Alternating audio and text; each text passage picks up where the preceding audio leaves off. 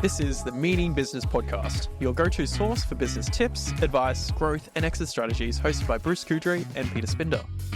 Each episode, we bring you real stories, expert insights, and practical advice to help you succeed in today's market. Let's dive in. Hello and welcome to the Meaning Business Podcast and video series. My name's Peter Spinda and I'm co-host with Coudrey. Yes. Which The old old bloke bloke does that in the corner. That's the old bloke over there. Yeah, that's right. And welcome to another episode of the Meaning Business Podcast. And we need an old bloke for credibility and to relate to Hey, my hair's demographic. getting grey. The kids were looking at my hair the other day. They said to me, actually it was Alex, he's looking at me, he's like, Dad, are you going to be bald in 10 years' time? Thanks, I love you too. I digress here, but I was just with my mates, Yeah. went and saw ZZ Top and George Thorogood the other day. And my mate says, remember when we were young kids, we used to go to the beach, we saw these fat, hairy, bald Italian guys running into the surf? That's us. I don't want to be that guy. High five. More hair on their back than on their head. Anyway, we'll jump into, and I want to open up with a question. And actually, we've got a good friend of mine who often says to me, I hate the word busy and busyness. And then we have this constant debate about that because personally, I like to be busy. I like my plate to be full. Yes. I like it when there's just lots of things on, whether it's family stuff, business stuff, work stuff. And you're pretty much the same, aren't you? God, yeah. Yeah. But I like being busy. same, but the big but is that it does get to a point sometimes where you can feel that the busyness is potentially going to lead to a burnout. You get you sometimes you just feel like, man, I need a day. I need a couple of days off. I need to just take on less, decompress. That's right. Otherwise, things are going to happen, and I'm just not performing at my Or it get chaotic. Yeah. Absolutely. Yeah. So busyness and chaosness can quite often lead to burnout. And what happens when you're burnt out? What happens? Well, that's what I was going to ask. What is burnout? So I think it's different things for different people, but certainly you lose your enthusiasm for what you're doing, your business. Everything becomes a problem. Yep. So if you don't have burnout, when someone comes to you and goes, "Hey, Pete, we've got this problem," you go, "Hey, let's solve it," right? Yep. When you've been suffering from burnout, "Hey, Pete, we've got this problem." Oh God, another thing. I can't deal with it.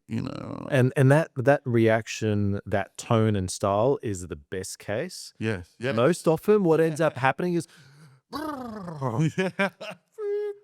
and we, lose it. And I've been guilty of this. And my guilt is that quite often it's actually not the employee, not the client that gets it. It's the kids or my wife, because I go home, I'm grumpy, You let off on and them. something happens and I'm just like, "Brr." Yeah. And then I'm in the shower and I'm just like, oh man, why did you do that? That was such a bad move. Slapping yourself. Yeah. So, but burnout, that's a symptom That's of a burnout. symptom of burnout. right? Exactly. So I think, suffering from burnout, you'll be positive. If you're not suffering from burnout, you'll be positive about whatever comes along. But if you're in that burnout, whatever that is, phase, everything's an issue. Everything's a problem. And in fact, what happens is, even if something's not a problem, you'll see it as a negative. You've got a new customer, got a new order, got a big project. Oh, God, There we go again. Yeah. Yep. Not, woohoo, Yep. $1.5 million worth of revenue coming in. Yep. Fantastic. Let's find a way to make this happen. Yep. There's been so many times that I spoke to business owners and, we're having one-on-ones and they're complaining about things. And I just stop and I'm like, hang on a second. I get out a piece of paper. I've done this multiple times. I'm like, all right, tell me, how much is your house worth? And it's fully paid out. How much is your business worth? How much assets you've got? How's your life going? How's this? How's that? And I go, you've actually got a pretty good situation, except you're seeing things in a particular way. Yes. And then that's when the clarity starts coming. When people can pause, and we're getting into now that sort of solution mode. Okay, how do you avoid burnout? Yeah. And part of it is to be able to pause and look at your situation from a different Yeah, angle. right. Step out of that angle and look at it from a different angle and go, okay, am I feeling like this because there's a true valid reason? Is there truly a fire in the house? Or is it because I've actually just burnt my toast because I'm too busy with 50 other things, and in fact there's no fire, it's just burnt toast, and I'm overreacting and over exaggerating the situation. So today we're talking about burnout and how to avoid it and what it is, and one of the questions I've got is it temporary or permanent? So I think, so most people that come to me are over their business and want to sell, it's Yep. because they're over dealing with people, and Yep. it's usually staff, not customers, but it could be that as well. So I think what happens is they have an issue, they get over it. They have an issue, they get over it. They have an issue and they get over it. But it gets to the point where they just go, that's it. Yep. Straw that broke the camel's back. Yep. I can't do anymore. Would you agree? That's the way 100%. And I've seen it it pans out. both with other individuals, whether they're clients or partners, and myself as well. And you get to a certain point and you're just like, nah, that's it. That's it. Yeah. Had enough. Yeah. And sometimes the other people around you are like, what, wait, why are you, what Where'd that happened? come from? Yeah, exactly. We're just talking, about an issue, and all of a sudden that's it. I can't deal with this anymore. Yep. And I've seen that a lot of times, Yep. the littlest thing becomes the end of the world. It's just like, I can't deal with this anymore. And it may not be in business, by the way. It could be, families or Absolutely. travel or something Yep. else. But burnout, I think it isn't permanent. It's temporary, Mhm. I think. And I think it happens when you've been subjected to multiple stressful situations, not just one. And, It's never one. no, right. Culmination. And a stressful situation could be, now I had it when I was in the servos, it could be that financial, you're running out of money. So what happened to me with the servos at one stage was, back in the 80s, the price of petrol went from something like 47 cents a litre to cost to something like $1 a litre. So it doubled. So we had an overdraft. We used to buy our fuel for our 3 or 4 service stations on this overdraft. And all of a sudden a tanker cost twice as much. So we needed twice as much money to put fuel underground. And we went to the bank. We're like, well, we need more money because we're buying the same amount of fuel, but we need more money to pay for it.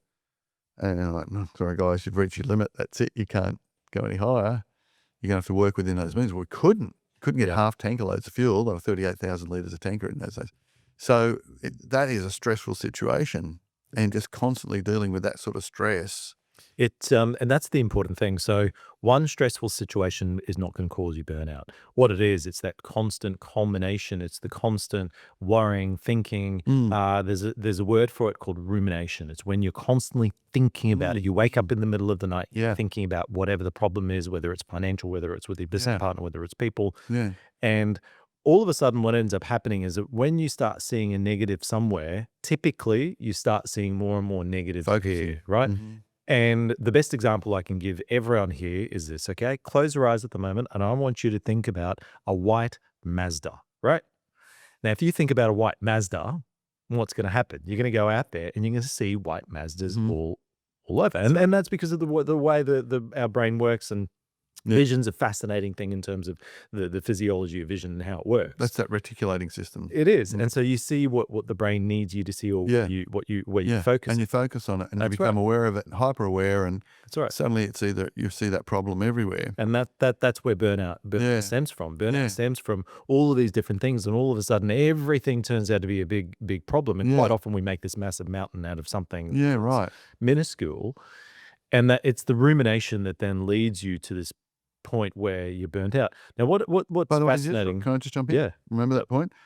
I remember just a few years ago meeting a guy who had a great business, making money, fantastic. He started at 3 a.m. every morning, making heaps of money. Had to start at 3. Had a good team, growing, but his wife hated everything about it. She was not a cheerleader, so he would come home in the afternoon, and probably early, 4 or 5 o'clock, early for me. And, that bloody business, you're never here, and every day he's getting this negative outside. The business was good. He was running it well. But he was getting no support at home, no support, and so it was a negative. So there was stress, and that led him to burnout. So nothing wrong with the business, right? Absolutely. And that's the important thing, that often people think that quite often it's financial, or it must be a partnership thing, but or staff. Yeah. Many times it's not. Many times it's other factors. But what's interesting about burnout is that usually it starts as a psychological response, right? So psychologically we start feeling a certain way. So it's usually the emotions. But then what ends up happening is, because we're psychologically impacted, or we're starting to feel quite negative, it then actually manifests physically, sorry. So what ends up happening is, because we're feeling burnt out, we drop our focus on our well-being. So we're not eating as well as we should. Then we drop our focus off of exercise quite often because I'm too tired. Because what people need to, and most people probably understand this, is that the brain actually uses the most amount of energy in the body out of any organ. It's constantly. And if all you're doing is ruminating, the energy is being chewed up. Well, you're not sleeping well either, which Exactly. that doesn't enable you to exercise as well It's either. a circular pathway where eventually the negative mental state leads to a negative body, and you're constantly tired, you're burnt out. So then you're like, I can't be bothered to cook. So then you have more takeout, but then your body feels even worse. And then I can't be bothered to exercise. Exactly. And next thing you know it, you're burnt out. And the end point of burnout, and I've had this personally happen, particularly on one occasion, the end point is collapse. And the end point is where you you either end up in hospital or crash, and you become a nothing for a period of time because you just can't operate. Yes, and I've seen friends in stressful situations dealing with that stress by eating or drinking. So they would be eating junk food, literally sitting in the back room, flat out working, trying to keep things rolling, eating a pizza, drinking a Coke, and then they'll finish work to go to the pub for dinner, have a few beers because they're stressed out, not sleeping well, sleep apnea. It's just an unhealthy situation all round. And nowadays, what's actually becoming more prevalent is there's a move away from alcohol and more towards the uppers and downers. And there's those sort of various medications. There's gummies, modafinil, or you could take all sorts of different things. Yeah. And most of them, if you're looking at they're called the uppers, where whether it's, and the upper doesn't have to be a drug as such. It can be. I'm looking at this; it's not caffeine. But it could be you go from having 2 or 3 cups of coffee a day to 10 cups of coffee or a day. Red Bull. That's what you need, or Red Bull, or no dose. Yeah. And next thing you know, you're not sleeping. So therefore, you go, I need some wine, I need some alcohol, I need this to bring me down. Yeah. It's a vicious cycle. So it is bad all around. Yes. It doesn't look after you, the business, or anyone around you. So you've got to take ownership. So the question is, how do we prevent it then? So my thinking is, I'm not qualified, but I'm only talking as this is from experience. Yes, exactly right. It's in the mind, first of all. So most of it's manifesting and you're ruminating. So then you adopt often behavior to get you through. Red Bull, coffee, whatever it is, but cutting off friends, not exercising, not sleeping well. So you're just getting into this multiplying the effects of the issue, which came from usually a mental state, to get to the point where you want it to crash. So this is quite often the case, right? So people, I think, sometimes in a marriage, they want to get divorced. They want it to break. They want the business to go broke. They want it to go bad. They want to leave. They want people to, they want a blow up.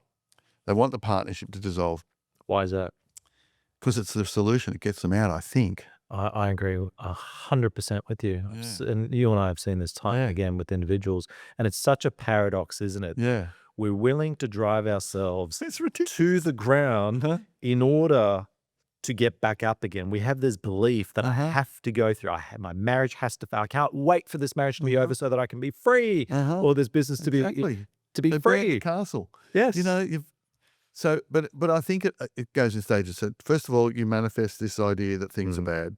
Then you get yourself through by getting into a bad, sleep deprivation, bad eating, bad relationships, bad thinking, blowing up at people, and you start looking. This is another part of it. You'll look at things on social media which reinforce your bad thinking, so it really doesn't help. You'll go into your shell, so you're not talking to as many people, and you'll want it to blow up. So what's the solution? I don't know, but I can only tell you what I've witnessed. And I think, first of all, prevention's better than cure, right? So if you get to that point, there's a solution, I guess. But the prevention is really what I do think I know a little bit about, because, I've had high blood pressure in my life, and I know it's because I've been in business, and I know I could have prevented it if I'd known about it when I was younger, but no one told me, and so here I am. But knowing what I know now, I think you manage your time, your life, you look after yourself physically, emotionally, mentally, and you have a business plan. So you follow the business plan and you can adjust it, so it becomes science, not luck. A lot of people think that business is luck. If I put this out here and I put a good ad up and I have a nice sign, people come to me and buy my stuff. That's not good enough. So you need to make it scientific. How many franchises have come and gone because on a good idea, like Mrs. Fields Cookies, or I think Nando's is gone now. They come and they go, right? It's the business plan and the strategy and making it scientific that makes the sustainability, I think, largely.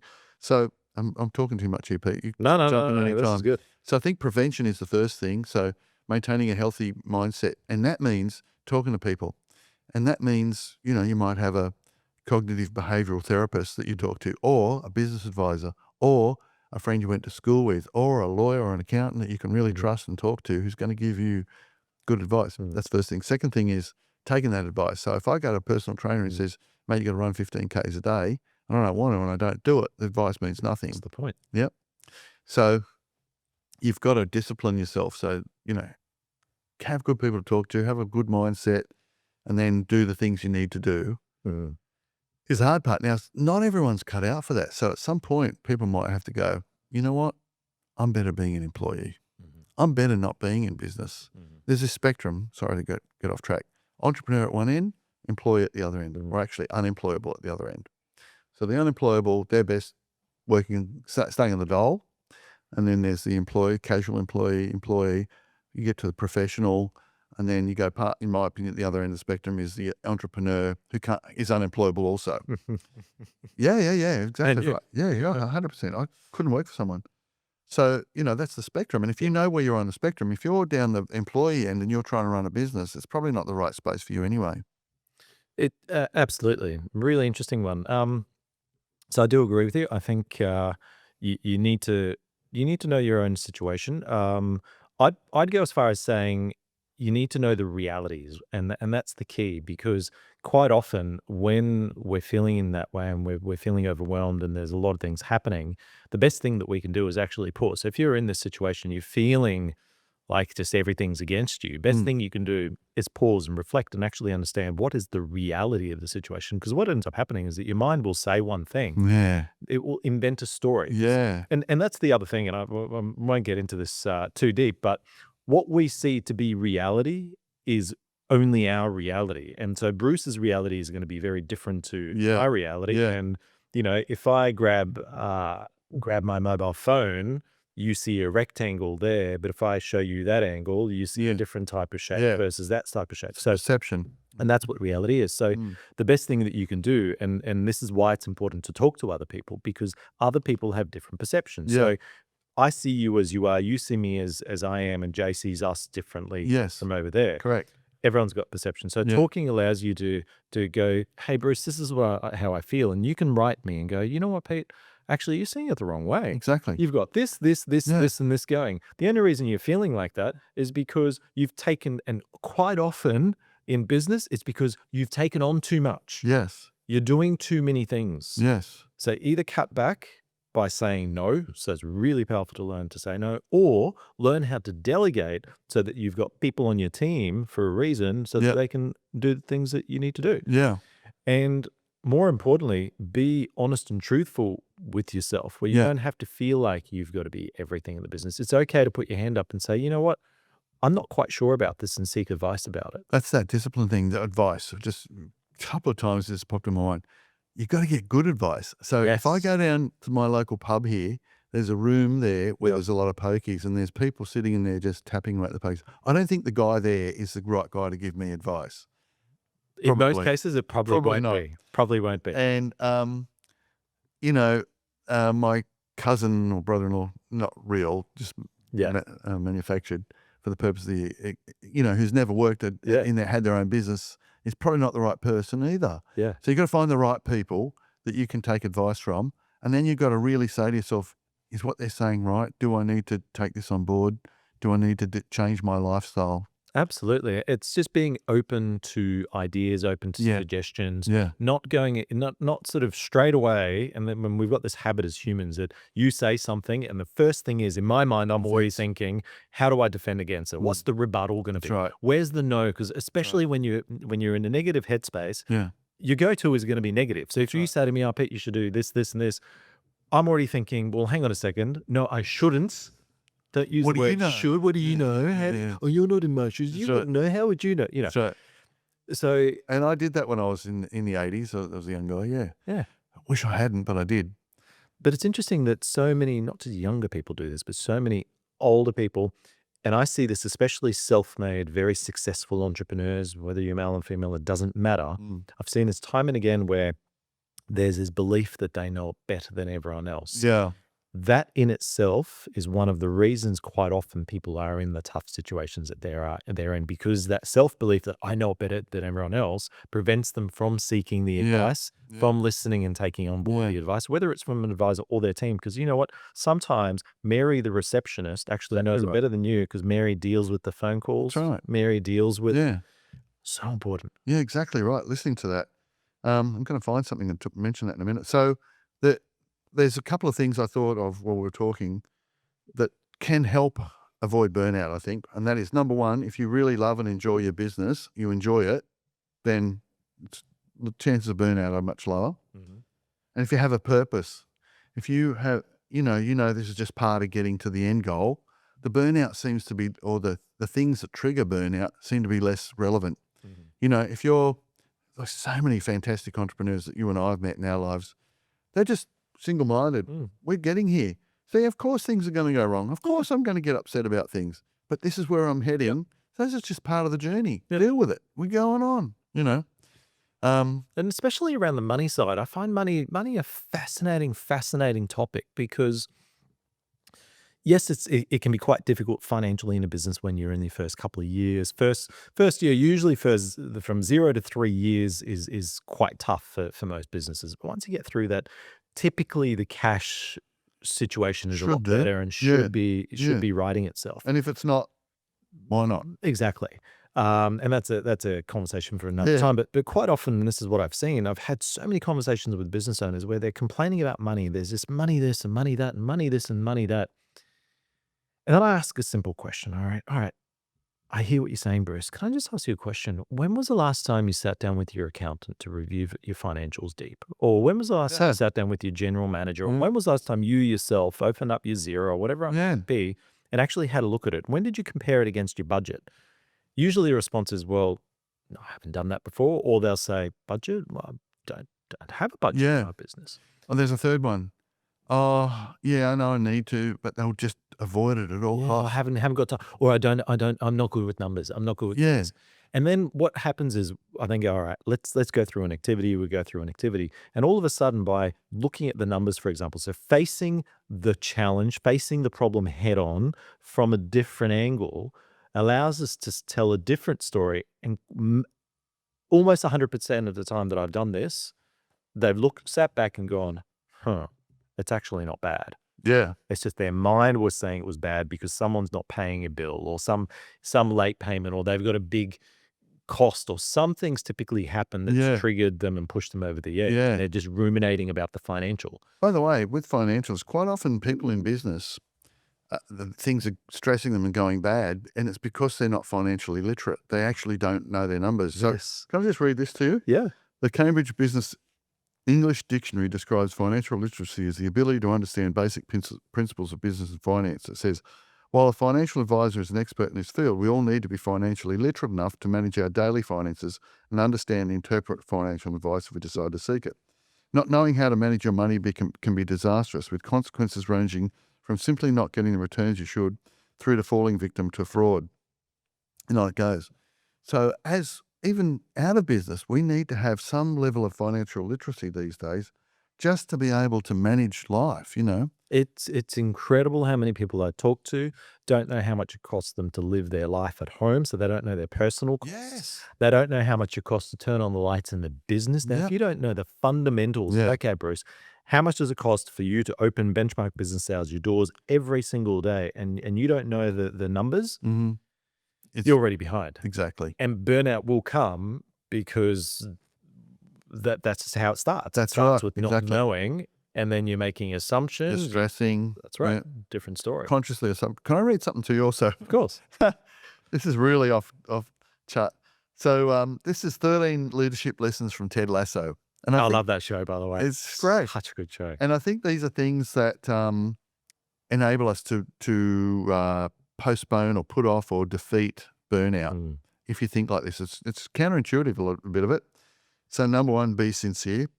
Number 2, stay teachable, which is something we were talking about before. 3, see good in others. 4, happiness is a choice. 5, winning is an attitude. 6, have confidence in yourself. 7, optimists take more chances. You've got to be an optimist in business. 8, everyone differs from everyone else. 9, courage is the willingness to attempt. 10, vulnerability is a strength, not a weakness. That's interesting. 11, doing the right thing is never the wrong thing. 12, be curious, not judgmental. And 13, you're a goldfish. Don't allow one bad deed to define who you are. In less than 10 seconds, forget about it, just like a goldfish. That's my favorite one, goldfish. Be the goldfish. I say that to the kids as well. Yeah. Be the goldfish. Yeah. I was with my 91-year-old mum on Mother's Day just recently, and she was telling me about how a school friend of hers wrote her this letter saying, my mum used to send her a card or flowers, and this lady sent her this mean letter saying, oh, you're a horrible person, why are you doing this? And Oh, wow. my mum just chose to ignore it, just like that goldfish thing. Yep. And it never happened. And that lady and her, got over it and moved on. Yep. So sometimes I think there's some valuable lessons for avoiding burnout in being sincere, not letting dwell on things. Some of those lessons in that are very valuable. So maybe we might get Jay to put that up. I think so. And particularly when it comes to the people type interactions, because quite often we feel burnt out because we feel like we're being let down by our team. We feel like we're being let down by our clients, business partners, whatever it might be. And so we're projecting our problems on other people, when if we just pause for a moment and gone, okay, hang on a second, why is my team behaving that way? Why is someone behaving in a certain way towards me? There's usually a reason. Usually it's a reaction to something. Yeah. And if we can just pause and understand, then we can have a situation where we realize, hang on a second, they're doing that not because they're mean or because they're incompetent. It might be because instead of delegating properly and actually giving them the tools and the techniques and the skill set to do what I need them to do, I've just berated them for not delivering. But in fact, the problem lies with me because I never gave them training on it. I never actually told them that, listen, would like you to do this, but could you please do it in this way? That's right. They've interpreted it in a certain way. So I think the message here is, if you've got a problem with a particular person that works with you, maybe it's you. Correct. And you can probably do something to fix that. So if this person's turning up late or not doing what they should do or whatever it is, imagine that you're the problem. How can you fix that? Because you can fix yourself. You can't fix other things. Well, I was in a situation yesterday where it's a largish organization, and there's an individual that needs to be moved out of a position. And someone, rightly so, put their hand up and said, listen, I understand all of this, but let's be truthful. The truth is, we have not actually given this person what they need in order to succeed in their role. Yeah. So as much as we're saying there's an issue with the person, and yes, 100% there's a personality issue and the person does need to go. However, that person is also correct. We haven't. The organization has not given that individual. Yeah. And so sometimes we're passing the blame to someone else. And as a result, quite often what happens in business, I'll just do it myself. Oh, no one can do it better than me. It's me. Yeah. It's me. Yeah. And then we're just burdened by all this work because I'm the only one that can do it. But if we think and take responsibility is my answer, but that doesn't mean you do it instead of them. That's right. What it means is you take, okay, I'm responsible for this person not getting the job done or not having the right attitude or whatever it is. How can I change that so that they do correct that? How can I make them a better employee? Someone said to me the other day, I was talking about financial literacy. And we said to this person, listen, you need to, as a business owner, you need to understand your numbers. And the first response was, oh, no, that's why I've got someone on the team. That's their job. I don't care about it. I'm like, no. You're the business owner. You need to know your numbers. And then the second response was, I don't have time for that. I'm too busy doing other things. And I said, listen, what you just said is like the person trying to chop the tree with the blunt axe. If that person just stopped for 2 minutes, sharpened the axe, you'd actually get a lot more done. Exactly. And he paused and he's like, maybe you got a point. I'm like, yeah, I know I've got a point. Yeah. You need to take ownership in business, and you need to take ownership for the things that happen in your business. Yeah. Educate yourself and then learn to delegate. But don't delegate in such a way that you're completely hands off. No. That's going to cause even more chaos. A very good nerdy accountant once said to me, every business owner should know everything about their numbers every morning. And because if you don't, and someone in your team does, this is where things can go wrong. Either they could be covering things up. They could be doing a great job. Yeah. They could be covering things up, sort of sweeping it under the carpet, Yep. or taking money, or there's a myriad of things that could be done better. How do you manage a business? First of all, it's the numbers, right? Yeah. I was talking to a guy who runs a very big company yesterday. He was telling me how their sales nationally are down. And we're talking about billions of dollars worth of sales. And I said, can you grow your GP? He goes, no, you can't increase the prices. They've reached maximum. I said, no, hang on. There's other ways. Yeah. Can you lower your costs? Can you do better deals to buy better? And he talked over the top of it, came back to me about 5 minutes later. What did you say about the GP? I said, is that possible to, run better specials and buy better? He goes, I'll think about it. And, today I've just got a message while we were talking today. He wants me to talk to him. The point is that, in business, if our mindset's stuck on a certain path, we will burn out. Yes. If our mindset's optimistic, like those Ted Lasso things, we'll find a way. Yep, absolutely. We need to go looking for it. We need to help fix our staff with those sorts of positive things as well. But you need to know your numbers. Yep, you got to know your numbers. So if you're feeling overwhelmed at the moment, if you feel like you're about to get burnt out or you're just going through that period, probably the biggest advice is to go and seek advice. Go and talk to someone else who's not within the business, preferably. Oh, absolutely. Talk to someone that has the experience to be able to give you the right advice and the guidance. And the other really important thing is to reflect on what is causing the burden. Really be honest and truthful with yourself in terms of where that's coming from. And look at ways that you can mitigate that, whether it's through delegation, whether it's through meditation, whatever it might be. It depends on your Myriad situation. ways. But the point is take control of it and take ownership of it, because the worst thing you can do is hide and go in the other direction. It's not going to help.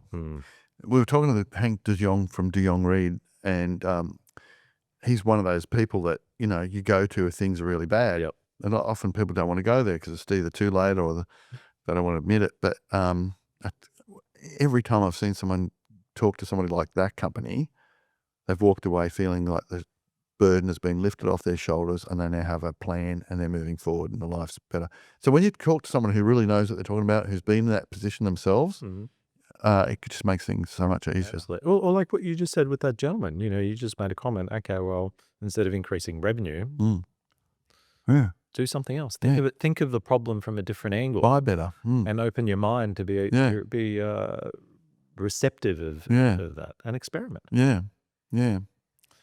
Awesome. All right, so I'm feeling burnt out. I'm going to go for a run. Build up the energy. All right, thanks, Pete. Thanks, Bruce. Thanks, everyone. Bye, Ron. Bye.